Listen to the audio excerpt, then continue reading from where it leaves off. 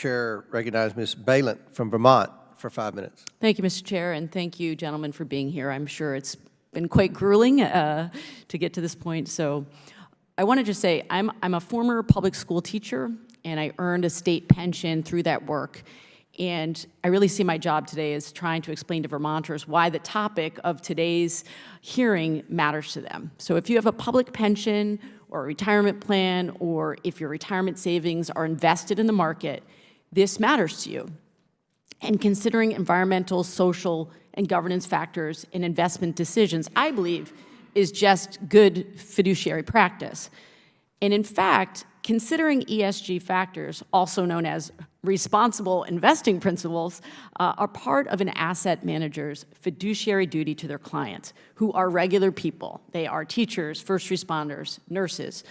Mr. Freyricks, how would you define an asset manager's fiduciary duty to the layperson? How do you explain it to regular people who may be watching this?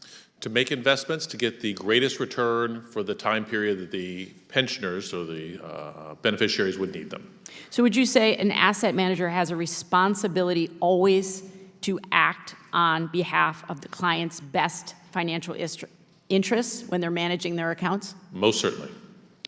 Would you agree that an asset manager's fiduciary duty requires the consideration of issues that affect a company's financial performance and its bottom line? Correct, I would.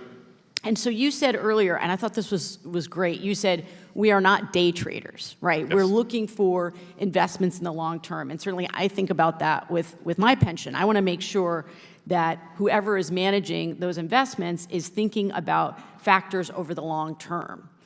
So to make it extremely clear for everyone, how do ESG factors help an asset manager assess investments? Because that's what we're talking about here. Am I making the right investments?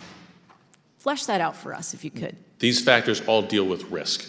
We're universal investors. When you're investing hundreds of billions of dollars, you don't sort of pick and choose a couple of companies out there. What you try to do is engage with the companies you invest in and make sure they continue to be sustainable over the long run. We want these companies to be profitable. But if you make short-term decisions, if you're trying to be profitable this quarter, there are easy levers to pull. You can stop spending on R&D. You can lay off employees. You can raise prices. And that will make you profitable in the short run, but in the long run, your customers, with those increased prices, may leave you.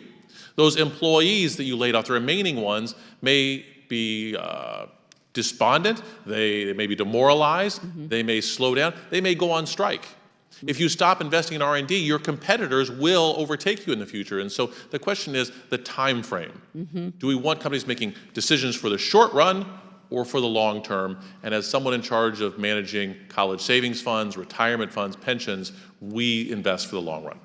The other thing that I thought was really interesting is, as a colleague said earlier, this is not a mandate, right? This is about being permissive. So do Republican efforts to prohibit the consideration, just the consideration of these factors, create legal risks for fiduciaries going forward? Yeah. Let me say, investing is hard. There's lots of information out there, lots of data you have to consider. If someone doesn't want to do that work, that's okay. I would say they're not doing their fiduciary duty if they don't do that. But if they limit my ability to have access to data, to consider all kinds of variables out there, they're making it difficult for me to maximize returns for the beneficiaries for the long run. So essentially, they're taking tools away from you that would enable you to make the best decisions on behalf of your clients. Correctly, and I'm not trying to take any tools away from them. If they don't want to look at these risk factors, they don't have to.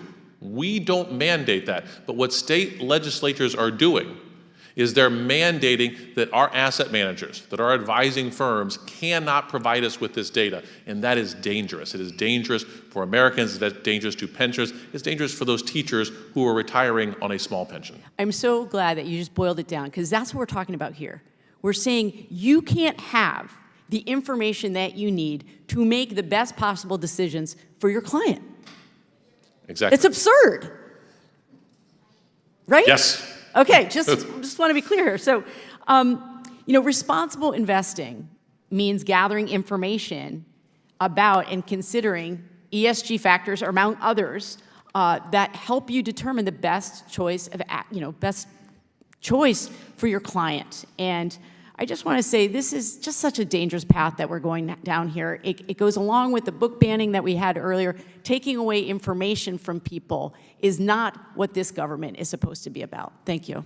Thank you.